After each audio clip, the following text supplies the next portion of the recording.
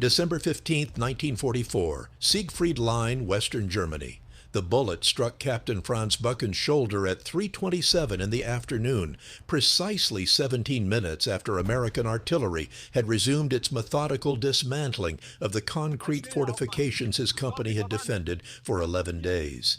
He didn't hear the shot. The world had become a continuous roar of explosions, the screaming of shells, the grinding of tank treads against frozen earth. What he felt was a sudden absence where his right arm should have been, followed by a warmth spreading across his chest that turned cold in the December wind. Bucken looked down. Blood pulsed from the wound in rhythmic spurts, dark and impossibly abundant, soaking through his field gray uniform. His medical training, accumulated through 6 years at Friedrich Wilhelm University in Berlin and 18 months on the Eastern Front, provided the diagnosis instantly: severed brachial artery. Without intervention, he had perhaps 4 minutes before unconsciousness, 6 before death. Sanitator. The word came from somewhere to his left, though his own mouth seemed disconnected from his will. Hands, how many he couldn't tell, pressed against the wound. Someone was shouting numbers. 2 minutes. Tourniquet. The world narrowed to a pinpoint of light, then went dark. He did not expect to wake up. In the architecture of Franz Bucken's education, both medical and ideological, certain axioms had been laid down like foundation stones. The first, in war, resources were finite, allocated according to a calculus of military utility and racial value. The second, enemies showed mercy only when it served their strategic interests. The third, capture by American forces, while preferable to Soviet captivity, meant warehousing in camps where adequate medical care would be a luxury reserved for their own wounded. These were not merely beliefs, but operational assumptions, reinforced by 6 years of National Socialist instruction, military briefings, and the propaganda films he'd watched in darkened halls where wounded German soldiers received elaborate care while enemy prisoners languished.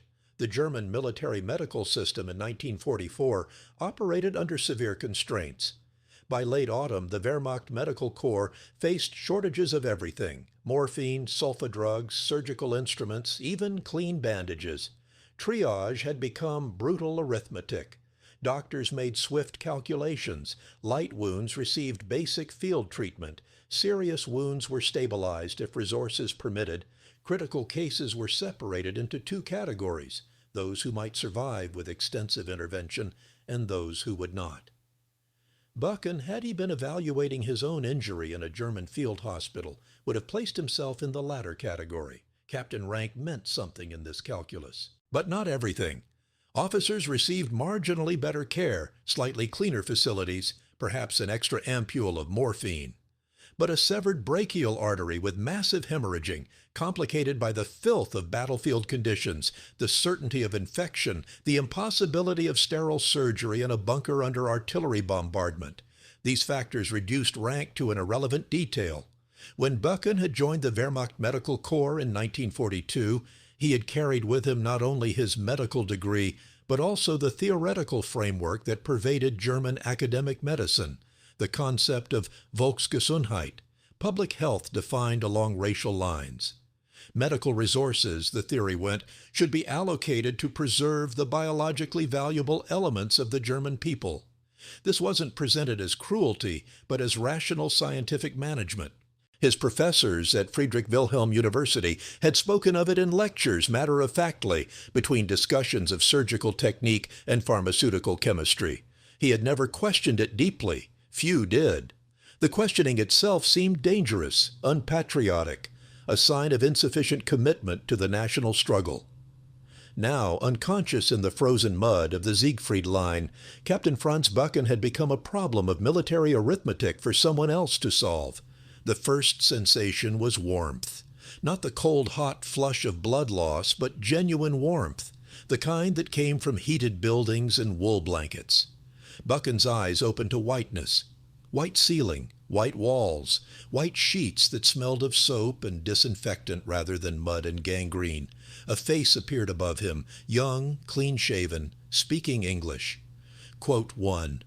Surgery. The word penetrated slowly. Bucken's right hand moved to his shoulder, felt bandages, felt the arm still attached. His fingers moved.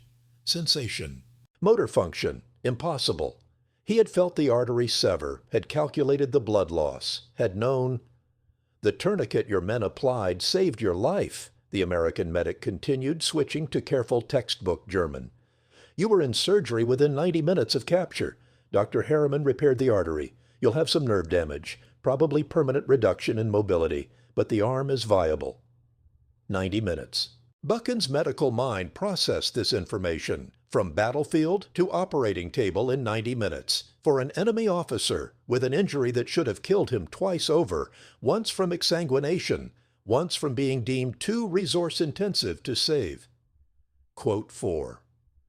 The word came out as a croak. The medic looked puzzled. Quote 5. Quote 6. Bucken's German came easier now, his throat raw.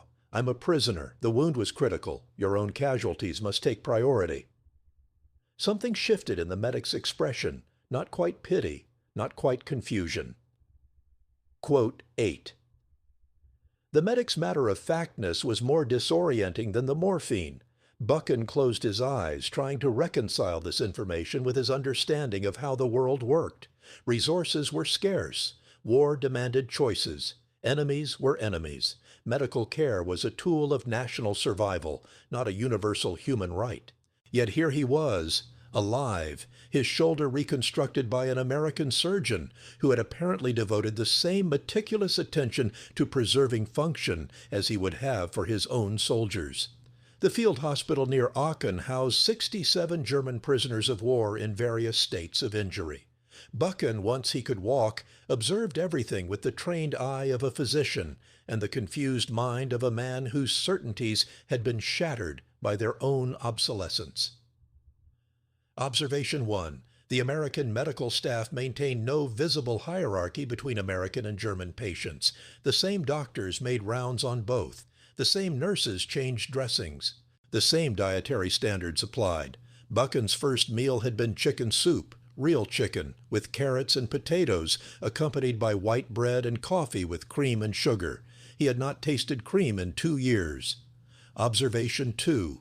Medical supplies, which the Wehrmacht hoarded and rationed, appeared abundant. Sulfa drugs, the new antibiotic medicines, were distributed liberally. His infection, which in a German hospital would have been monitored anxiously while physicians debated the necessity of amputation, was treated aggressively with drugs he had only read about in pre-war journals. The fever broke in 3 days. Observation 3. The American doctors were curious about him. Not interrogationally curious, intelligence officers handled that separately, but professionally curious. When they learned he held a medical degree from Friedrich Wilhelm University, their questions multiplied. What were German surgical techniques for arterial repair? What did Wehrmacht medical training emphasize? Had he encountered cases of severe frostbite on the Eastern Front? And how were they managed? The conversations unfolded gradually over days, then weeks. Dr. Thomas Harriman, the surgeon who had repaired Bucken's shoulder, was 41 years old, from Cincinnati, Ohio, a specialist in vascular surgery who had trained at Johns Hopkins. He spoke no German, but communicated through interpreters and medical Latin with the ease of a man accustomed to international medical discourse. Your university training was excellent, Harriman told him one afternoon in late December through a translator while examining Bucken's incision. Quote 10. Bucken stared at him. Quote 11. Quote 12. Harriman probed gently around the wound site. Quote 13. The casual equation, physicians first, soldiers second, contradicted everything Bucken had internalized. Medicine did have nationality, or at least it had in every context he'd known. German medicine served German purposes, defined by German priorities, allocated according to German needs. The idea that professional identity could transcend national allegiance seemed naive, dangerously cosmopolitan, the kind of thinking that had been systematically purged from German universities. Yet Harriman's question was genuine, and when Bucken demonstrated his limited range of motion, the American doctor's frown was the frown of a professional dissatisfied with his own work, contemplating how to improve outcomes. By January of 1945, Bucken had been transferred to a prisoner of war facility at Fort Sam Houston in Texas, the largest United States Army medical center. The journey itself had been a revelation. Transport by train, not cattle car. Rations during travel that included meat, bread, fruit. Treatment by guards that was firm but correct, absent the casual brutality he had witnessed toward Soviet prisoners in German camps. Fort Sam Houston held approximately 12,000 German prisoners of war, including nearly 300 medical personnel. The camp occupied sprawling grounds with barracks, recreation facilities, and a fully equipped hospital where German medical officers treated their fellow prisoners under American supervision. The supervision proved less restrictive than Bucken anticipated. American medical officers established protocols, provided supplies, and reviewed serious cases, but the day-to-day medical practice was largely autonomous. Bucken, as a captain with surgical training, found himself working in the camp infirmary, treating everything from minor injuries to acute appendicitis. The supplies astonished him. Penicillin, which he had heard of but never seen in sufficient quantities, was available in abundance. Surgical instruments were modern, well-maintained, sterilized in proper autoclaves. The pharmacy stocked medications that had vanished from German hospitals by 1943. Morphine without strict rationing, plasma for transfusions, vitamins to combat deficiency diseases. "How do you have all this?" Bucken asked Major Robert Chen, the American medical officer who supervised the camp hospital. They were standing in the pharmacy, where Bucken had just requisitioned supplies for a patient with pneumonia. Chen, a second-generation Chinese-American from San Francisco, looked up from his paperwork. "All what, Captain?" "This. Everything. Penicillin, plasma, surgical supplies.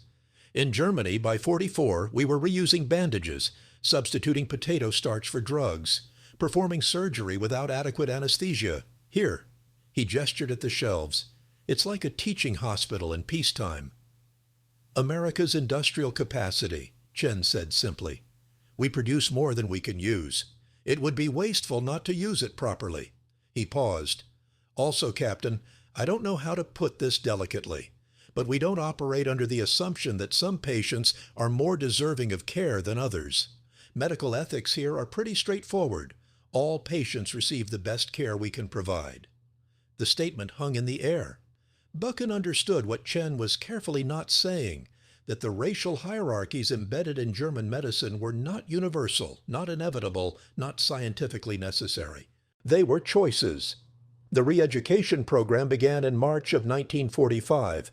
The American military had established a comprehensive effort to counter National Socialist ideology among prisoners of war, particularly officers who might return to positions of influence in post-war Germany.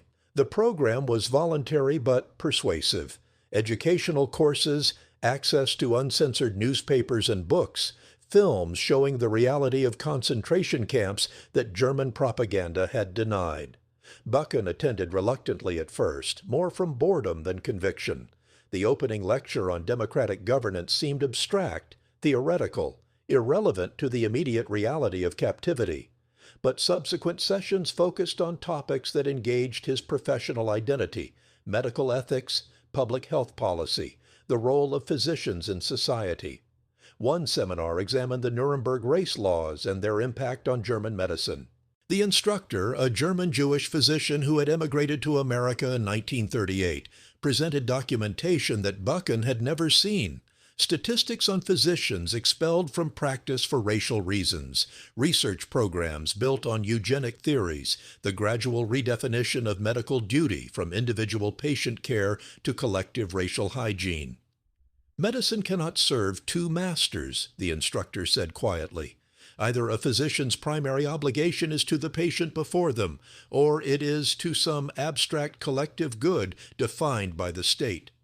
The moment you accept the latter, you have ceased to practice medicine and begun to practice politics." Bucken sat in the wooden chair, his healing shoulder aching, and felt the foundations of his education crack. He thought of the oath he had taken upon receiving his medical degree, to practice for the good of the sick, to maintain their confidences, to do no harm. He thought of the lectures that had followed, in which that oath had been reframed as service to the Volksgesundheit, the health of the racial community. He thought of Soviet prisoners he had seen in German camps, denied medical care, left to die from untreated wounds. He had accepted this as military necessity, the inevitable consequence of scarce resources and enemy status. But here he was, an enemy officer, recovered from a wound that should have killed him, treated with medicines that cost more than most Germans earned in a month, by physicians who saw him first as a colleague and only secondarily as a captive. The disparity could not be rationalized away. In late April, news reached the camp that Adolf Hitler had committed suicide in Berlin. The war in Europe was ending. German prisoners of war gathered in small groups, processing the information in stunned silence. Some wept. Others seemed relieved. A few maintained defiant loyalty to ideals that had just collapsed into rubble and ashes. Bucken felt primarily numbness. The nation he had served, the system he had been educated within, the certainties that had structured his understanding of duty and purpose, all of it was dissolving into a past that would be judged harshly by whoever wrote the histories. Major Chen found him that evening in the camp library, where Bucken had been reading a Western medical journal, an article on penicillin production techniques. "Difficult day," Chen said, sitting down across from him. "Yes." "What will you do when you're repatriated?" Bucken had been asking himself the same question. Germany was destroyed, its cities bombed into ruins, its economy shattered, its population facing starvation and occupation. The medical system would need rebuilding from scratch. "I suppose I'll practice medicine," he said slowly, "if there are hospitals left to practice in." Chen nodded. "You're a good physician, Captain. I've watched you work. You care about your patients. You don't cut corners. Those qualities will matter more in peacetime than in war." "I learned those qualities here," Bucken said, surprising himself with the admission. "Or relearned them. I'm not sure which." "Medicine has a way of teaching us, if we let it," Chen replied. "Every patient is a lesson. Sometimes the lesson is about anatomy or pharmacology. Sometimes it's about who we are and who we want to be." They sat in silence for a moment. Outside, the Texas evening was warm, a vast contrast to the frozen battlefields where Bucken had nearly died 5 months earlier. "There's something else," Chen continued. "We're starting to get reports from Europe, concentration camps, mass killings. The scale is—" He paused, searching for words. "It's beyond anything we imagined. Physicians were involved, medical experiments, selections, killing disguised as euthanasia." Bucken felt cold despite the warm air. He had heard rumors, fragments of information that had circulated among officers on the Eastern Front. He had not wanted to believe them, had classified them as enemy propaganda, had focused on his immediate duties and avoided questions whose answers might be unbearable. "I didn't know," he said quietly. "I should have known. I should have asked questions." "Maybe," Chen said, "or maybe you would have been shot for asking. I don't know. I'm not here to judge you, Captain, but I am telling you this. When you return to Germany, when you rebuild your medical practice, you'll have choices to make. The kind of physician you become in peacetime will matter more than the kind you were in war." Bucken's repatriation came in February of 1946. He traveled by ship to Bremen, then by rail to what remained of Berlin. The city he had left in 1942 no longer existed. In its place was a landscape of rubble, burned-out buildings, hollow-eyed survivors scavenging for food and fuel. He found work quickly. Physicians were desperately needed. The hospital he joined operated in a partially reconstructed building with equipment salvaged from ruins. Supplies were scarce again, medicines rationed. The daily work, a constant struggle against shortages and inadequacy. But Bucken practiced medicine differently now. He approached each patient with the fundamental assumption that they deserved the best care available, regardless of who they were or what they could pay. He trained younger physicians in techniques he had learned from American colleagues, emphasizing the ethics of equal treatment, the importance of preventive medicine, the obligation to see patients as individuals rather than statistical categories.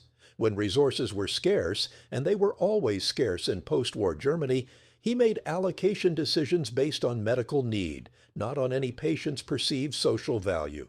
When colleagues suggested prioritizing certain patients over others for non-medical reasons, he refused.